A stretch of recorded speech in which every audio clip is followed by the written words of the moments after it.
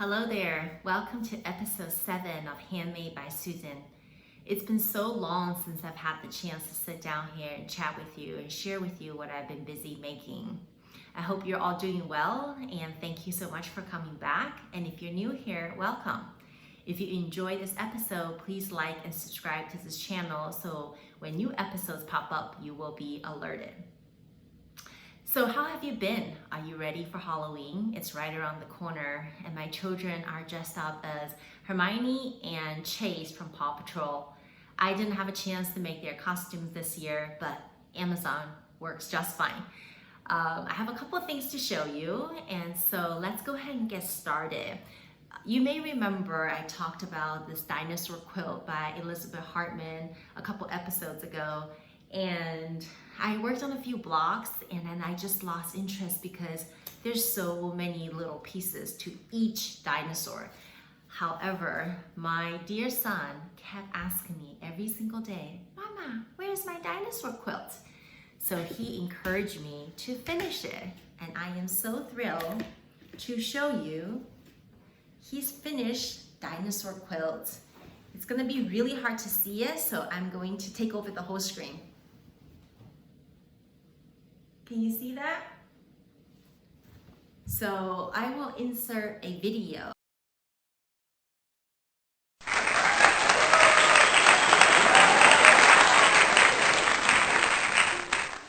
We had so much fun making this together.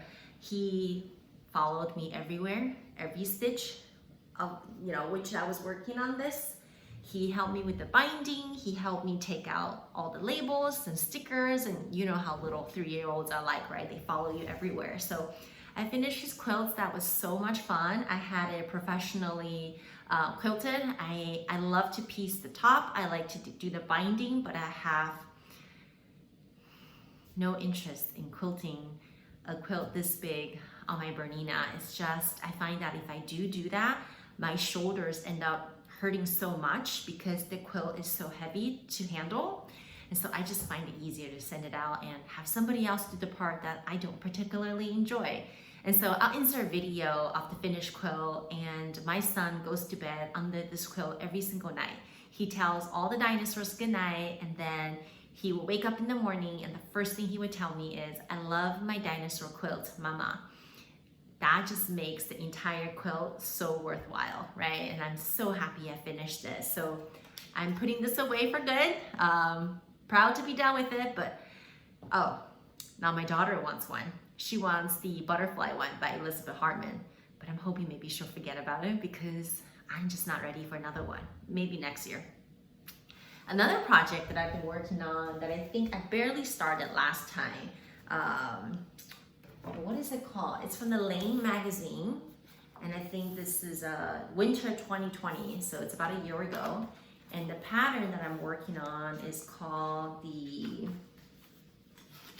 Snowy Forest, and it's such a beautiful sweater. I am loving the way it looks. I love the drape, and because it's a top down, I could try it on as I go, and the fit so far is great. And the sweater is so light and airy. And this is the yarn that I'm using. I have no idea how to say it. I will put it in the link below, but it's La Grosse. It's silk and mohair, and you don't have to hold anything double. You just knit from this, and I think it's Aran weight. But it's so light. Like I still don't understand how this is Aran weight because it's beautiful. I absolutely love it. I mean, just look at that. I can't wait to wear it. We're gonna be going up to where the snow is pretty soon, this winter break, and I think I want this done so I can wear it in the snow and take a few pictures. So that's my incentive to getting this done very, very soon. The needle that I'm using is a size 7. Yeah, and I think I'm almost done. I just have to finish the body and the 2 sleeves, and like I previously mentioned, like sleeves are no issues for me. I finish those usually super fast. So I think I'm almost there. I think the one thing that prevents me from working on that is the yarn is very fuzzy. not in a bad way, right? It's just a fuzzy yarn. And I think in the winter, my fingers are just super dry. So it kind of gets caught in the dry skin, and that just kind of makes it not as smooth of a knitting experience. Although I love everything about it, I think it's just the dry hands. And if I have to wear lotion and then knit, then everything just becomes sticky, right? So it's just on timeout for a little bit until I figure out what to do with the dry hand situation. A friend of mine, I'm gonna show you this next project, a good friend of mine, we went to school together. When her daughter was born, I made her an Antler Cardigan. I think it was like for a 2-year-old. I made it bigger because by the time I met her daughter, she was no longer a baby. I think she was about 1 year old. And so I had made her a 2-year-old Antler Cardigan.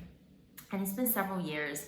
And my friend called me out of the blue the other day and basically told me that her daughter is now going 5, turning 6, and her daughter's favorite piece of garment is that cardigan that I made her. And somehow, I don't know how this is possible, but my friend managed to stretch out the cardigan as much as she could so that it still fits on her daughter.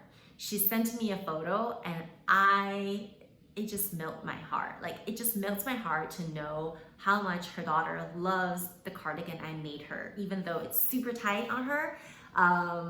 And of course, I had to fix that. Knowing how much she loves the sweater, I just had to make her another one. And so I got my yarn from Knit Picks. This is the wool of the Andes. It's my first time working with it, and I absolutely love this yarn. So I finished making her another version, another cardigan. I think this is year 6 to 8 for a 6 to 8 year old. Again, it's got 5 buttons as per pattern, but I really think 6 would have been, it's probably a better fit.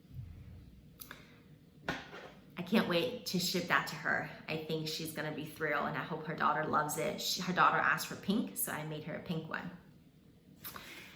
As I was working on the sweater for her, my children are now asking for a sweater for themselves, and I've been eyeing the, what's it called? Being an Olive, or Olive and Being by Andrea Mowry. And so I decided to go with Swish DK. So this is the yarn that I'm using, and this is how much I've got so far, and I absolutely love these purple hearts. I think they are adorable. And so, like I said, we're going up to the snow, and I think it'll be super cute to dress my kids up in my hand knit heart sweater. I want to make my son a matching one, but I'm not sure I want to put hearts on his sweater, so I may just modify the charts and make him something different. I was thinking like dark blue with like a gray or something. But anyways, I'm loving this sweater. It's coming together really nicely. I'm quite proud of the floats that I'm doing. You have to make sure when you're knitting with multiple colors that your floats are longer, so then so that it stretches out, right? Otherwise, you really can't stretch it out, and I've learned it the hard way. So loving this pattern. It's so beautiful. I was gonna go with the heather gray with the purple hearts, but the heather gray was completely sold out, and so I just went with whatever other color they had, which is another version of purple. So those are some of the knitting projects that I've been working on, and I was going through my bins the other day, and I came across these little holiday ornaments, and I thought I would show them to you, given we've got Thanksgiving and Christmas coming up, for those of you who celebrate. But I love making these little sweater ornaments, and I get these handles, these little hook from Susan B. Anderson's shop. My friend Marissa recommended these to me, but look how cute they are. Can you see them? Like, just how cute they are. Little wooden hanger, and they're such high quality, and just pop it on the sweater, hang it on your tree. I have, these are all made with leftover sock yarn. Sometimes I would put like my friend's initial on there. My friend Marissa, I make her an ornament every year. And so her Christmas tree has all these little mini sweaters for me. And every time I see her tree, I just love it. I love seeing these little ornaments on there.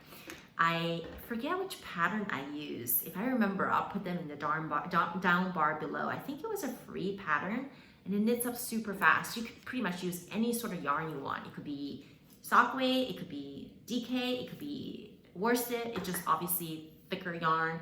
You get a bigger sweater. I mean, it's a great way. It's a stash buster. Another one that I love to make is, these are all my holiday ornaments, is, I don't have a wine bottle here, unfortunately. Let me see if I've got something here. But basically, I love to make these little hoodie beanie that goes on top of the wine bottle, and then, you know, a scarf to go around it. And so, you know, during the holidays, if I'm giving somebody a bottle of wine, I would pop this on. Actually, let me go grab a wine bottle and just show you what it looks like, because it's worth it. It's super cute. I'm back with a bottle of wine. So let me show you what this looks like. Okay, so what you do is you pop this little hat on the wine bottle, like that. And then you tie a scarf around him. This is what it looks like. I think it's quite cute. So I've made them in, there's a red one, but I don't know where the hoodie went. But anyways, super easy to whip up, great for holiday. You can always have them, never have enough of them. Just pop it on any bottle and it looks so festive. While I was looking for that, I found these little pumpkins I made last year. Actually, whenever we last had Thanksgiving before COVID. So maybe that was 2019. I don't know what hit me, but I made so many of these and I put them on, I use them as like centerpieces, you know, for the Thanksgiving dinner table. So I'll pop a picture here so you can see what that looks like, because my Thanksgiving table was so beautiful. I made all the napkin rings. Let's see if I've got them here. Oh, I have them. So I went to Michael's and, you know, found these little rings, and I think, yeah, these were actually bracelets. So you can see that these are like plastic bracelets for little kids. And then I got these twine and I wrapped them using hot glue gun. And then I got these, you know how they have these ornaments and fake flower at Michael's? I just kind of trimmed them, added some twine, a little cutout die thing. I had my daughter write everybody's name on it, and this is what I use as a napkin ring, and it just made the whole table look super festive.